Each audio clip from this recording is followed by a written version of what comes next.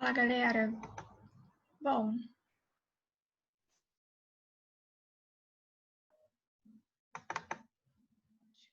não é.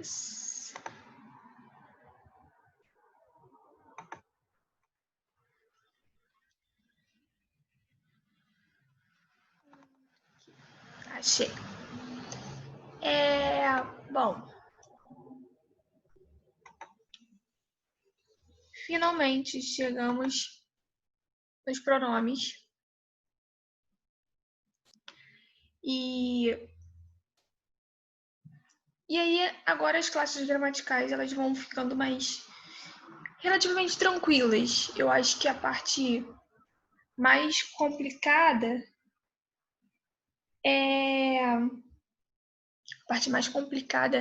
é a parte substantivo, adjetivo e essa parte do pronome. Depois acho que vai aliviando um pouquinho. Bom, mas de qualquer forma, qualquer dúvida que vocês tiverem, só me procurar, tem as aulas online também, né, para tirar as dúvidas. Bom, pronome é a palavra que se usa no lugar do nome, ou a que se refere, ou ainda que acompanha o nome qualificando-o de alguma forma.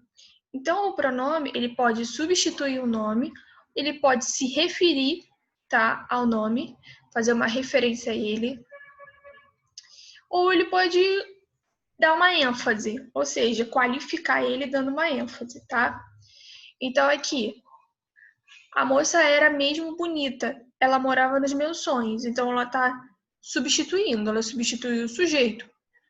O ela substituiu a moça, então ele teve a função de sujeito. O pronome pessoal, que é o que a gente vai estudar, né, daqui a pouco, ele tem um valor de sujeito, tá? A moça que morava nos meus sonhos era mesmo bonita, referência ao nome. Essa moça morava nos meus sonhos, qualificação ao nome. Beleza? Então, aqui, grande parte dos pronomes não possuem significados fixos.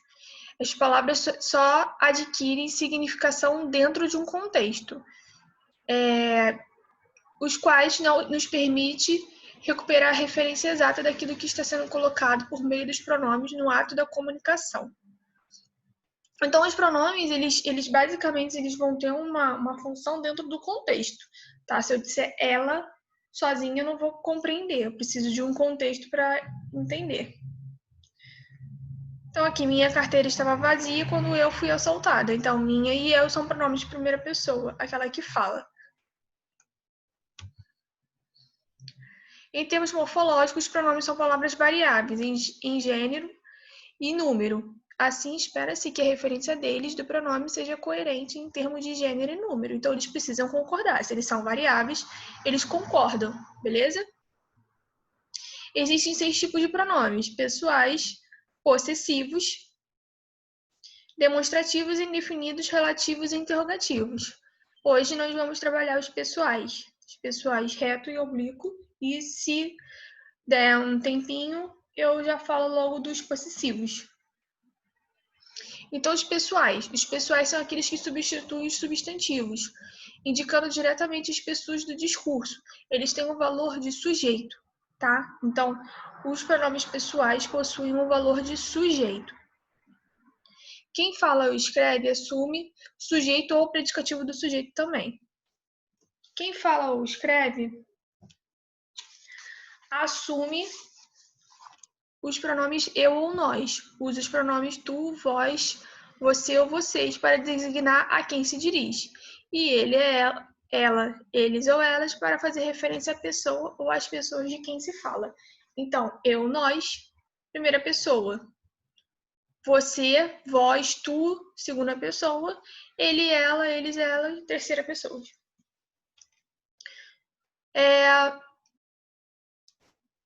Então, aqui. Então, a gente tem os pronomes retos e os pronomes oblíquos. Os pronomes retos são aqueles que exercem a função de sujeito ou predicativo do sujeito, beleza? Então, os pronomes pessoais, no caso reto, exercem a função de sujeito ou predicativo do sujeito. Os pronomes do caso oblíquo exercem a função de objeto, ou seja, complemento. Tá? Pode ser adjuntos, pode ser complemento nominal, pode ser objeto direto, objeto indireto, enfim, eles são os complementos. E o pronome pessoal do caso reto, ele tem a função de sujeito ou predicativo do sujeito, beleza? Só que todos eles se referem ao nome, ao substantivo. Então, aqui, nós lhe ofertamos flores. Então, o pronome nós tem a função de sujeito, beleza? Tá? No plural.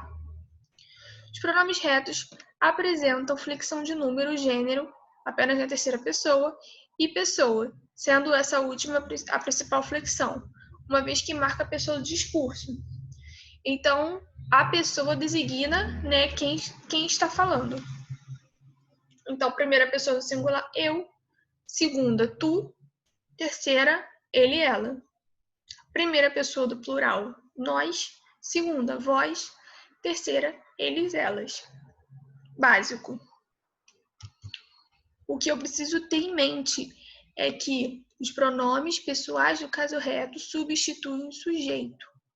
Tá? E substituem um nome, substituem nome ou faz uma referência ao nome, e eles têm o valor de sujeito ou predicativo do sujeito. Os pronomes não costumam ser usados como complementos verbais na língua padrão.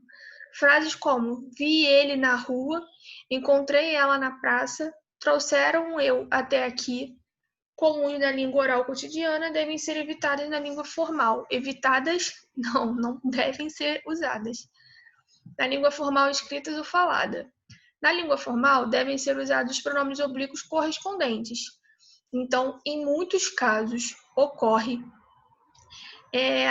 que se eu utilizar um pronome reto, eu estarei cometendo um equívoco, um erro, que na verdade eu preciso usar um oblíquo, ou vice-versa. Se eu utilizar um oblíquo, na verdade eu preciso utilizar um reto, tá? Então aqui, vi-o na rua, que é o correto, né? Que é formalmente falando, né? Do que falar vi ele. A mesma coisa que falar vi ela, porque vi ela cai numa cacofonia, num vício de linguagem. Então, também cometo erro, tá? Encontrei-a na praça, trouxeram-me até aqui, não trouxeram eu, tá? E nem me trouxeram, porque não inicia frase com pronomes oblíquos, tá? Então, trouxeram-me. Frequentemente observamos a omissão do pronome reto em língua portuguesa. Isso se dá porque as próprias formas verbais marcam através de suas desinências as pessoas do verbo indicado no pronome reto. Então, em muitos casos, os pronomes retos eles já estão designados nas desinências. Então, fizemos boa viagem, na verdade está falando o quê? Nós fizemos. Ao invés de falar nós fizemos, o nós ali está implícito, né? Tá como sujeito implícito. Então, mas ele está ali. Então, fizemos, ele está designando nós. Opa, cadê? Então, o que eu preciso saber do pronome reto? O pronome reto, ele tem um valor de sujeito ou predicativo do sujeito. Então, ele determina as pessoas das frases, tá? Ele determina as vozes, tá? As pessoas verbais. Então, anotem isso. Tenham isso em mente. O pronome pessoal reto determina as pessoas verbais. E ele tem função de sujeito ou predicativo do sujeito.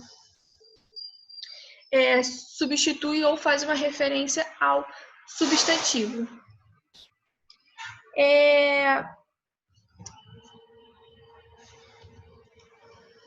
Bom, então, de contexto, basicamente é isso, tá?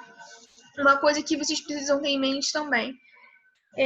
Não deve utilizar, anotem isso, coloquem um OBS grandão aí, não deve utilizar dois pronomes retos ou dois pronomes oblíquos. Tem que ser sempre um reto e um oblíquo. Então, se eu falo entre eu e ele, tá errado, porque são dois retos. É entre mim e ele, beleza? E o pronome oblíquo, mim, ele não está designado com o verbo. Sabe, algumas pessoas falam mim não conjuga verbo. Então, o pronome mim, ele não está designado com o verbo, tá? E, bom, basicamente é isso, tá? Então, entre mim e ele está correto, e não entre eu e ele. Não posso ter dois pronomes retos, tem que ser um oblíquo e um reto. Tem que alternar. Show? E aí, eu tenho o oblíquo. O pronome pessoal do caso oblíquo, ele tem a função de objeto, de complemento, tá? O reto tem a função do sujeito, predicativo do sujeito. O oblíquo tem a função de objeto e seus complementos, e mais complementos, né? Como complemento nominal, como adjunto, enfim. Exerce a função de complemento verbal ou complemento nominal. Então, ofertaram-nos flores. Quem oferta, oferta a alguma coisa. Então, ali tem uma preposição, nos, em ali, ó. Em. Tem a preposição em mais o artigo. Né? Na verdade, seria o pronome, ó. Então, ofertaram-nos. Então, é um objeto indireto. Beleza? Preposição mais o pronome. Em verdade, o pronome oblíquo é uma forma variante do pronome pessoal do caso reto. Essa variação indica a função diversa que eles desempenham na oração. O pronome reto marca o sujeito da oração. O pronome oblíquo marca o complemento da oração. Então, eles estão ali, ó, ligadinhos. Os pronomes oblíquos sofrem variação de acordo com a acentuação tônica que possuem, podendo ser átonos ou tônicos. Então, pronome oblíquo átono. São os chamados de átonos os pronomes oblíquos que não são precedidos de preposição. Então, eles não precisam de preposição. Possuem acentuação tônica fraca. Então, ele me deu um presente. Então, quem dá alguma coisa, né? Então, o me, eu não tenho uma preposição ali, beleza? Ele tá me dando, não tem uma preposição. Então, é um pronome oblíquo átono. Os pronomes oblíquos átonos são configurados. Primeira pessoa do singular, me. Segunda, te. Terceira, se, o, alhe. Primeira pessoa do plural, nós. Segunda, vós. Terceira, se, os, as, lhes. Ok? Então, o lhe é o único pronome oblíquo átono que já se apresenta na forma contraída, ou seja, houve a união entre o pronome o ou a e a preposição a ou para. Por acompanhar diretamente uma preposição, o pronome lhe exerce sempre a função de objeto indireto na oração. Então, o pronome lhe, isso vocês precisam ter em mente também, o pronome lhe, ele já está com a preposição ali junto nele, tá?